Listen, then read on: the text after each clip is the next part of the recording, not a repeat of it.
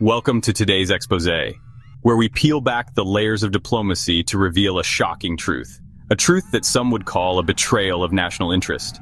When power and money become the ultimate puppeteers, what does it take for a nation to sell its soul?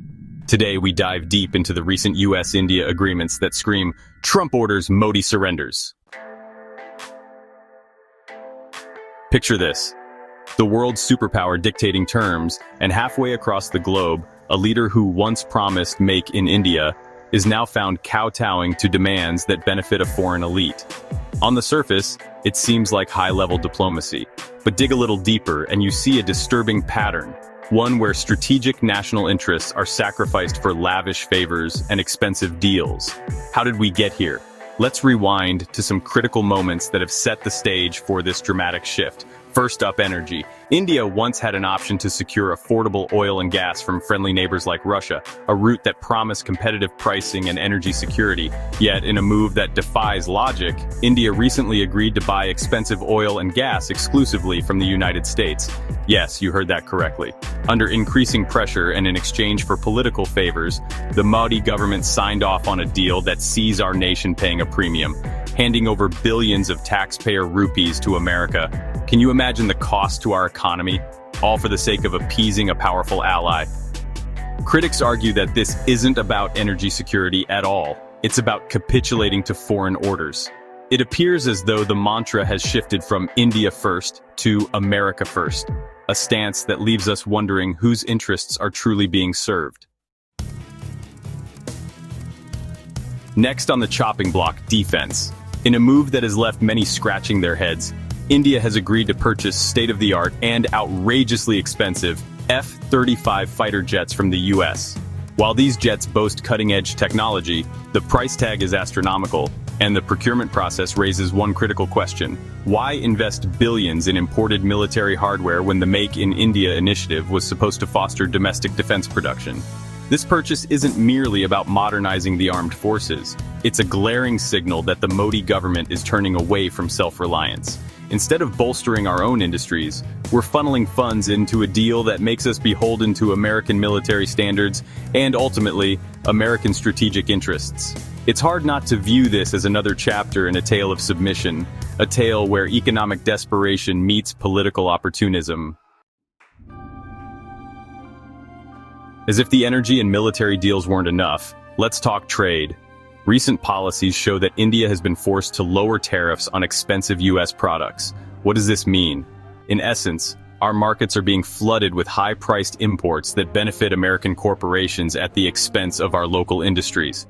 Instead of nurturing homegrown businesses, these tariff cuts pave the way for foreign products to dominate, eroding the competitiveness of Indian manufacturing. Is this the price we pay for political friendship?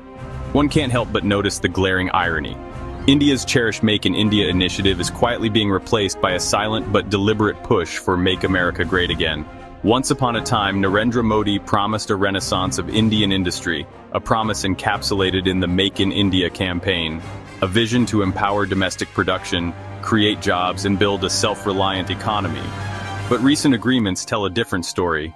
With each deal inked, it becomes ever clearer that Modi's government is prioritizing the whims of a foreign power over the promises made to millions of Indians. The shift is stark and painful, a relentless pursuit of US interests that leaves the heart of India bleeding. This isn't progress, it's a betrayal. It's not about strategic diplomacy, it's about pandering to an elite friend, a move that many can only describe as nothing short of capitulation. So what does this all say about our leadership?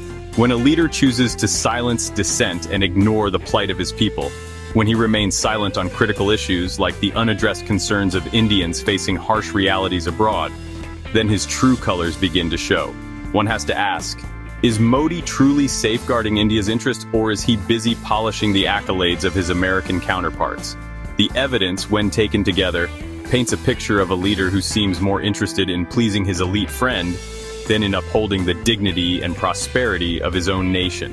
What does a clown do to gain the attention and love of his elite friend? He performs. He kowtows. He acts like a coward.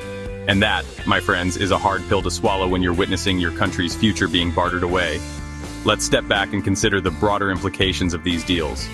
Every dollar spent on overpriced imports, every military jet bought at a premium, and every lowered tariff on foreign products chips away at the dream of a self-reliant India. These decisions have long-term consequences: weakened domestic industries, increased dependency on foreign technology, and an economic roadmap that favors external powers over local growth. When national sovereignty is sacrificed at the altar of short-term political gains, it is the common citizen who bears the brunt of the cost. This isn't just a series of unfortunate deals, it's a systematic undermining of the very foundation of our economic independence. And all the while, questions remain unanswered. Whose interests are really being prioritized? Who stands to gain when our economy is steered toward foreign dependence? As we wrap up, the stark reality confronts us. A leader who once vowed to empower India is now seen by many as a puppet dancing to the tunes of a foreign power. When Trump orders, Modi surrenders, and the price is paid by every hardworking Indian. It's time for a candid conversation about accountability. We must ask ourselves, is this the path we want for our nation? Are we content with sacrificing our future for fleeting political favors? The answer lies in our collective voice. Now is the moment to demand transparency, to question every decision that undermines our national sovereignty, and to insist that the interests of India come first.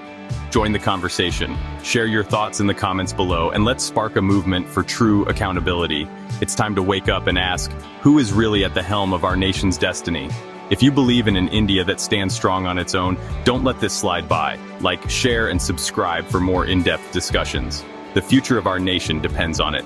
Until next time, stay vigilant and stand for what's right.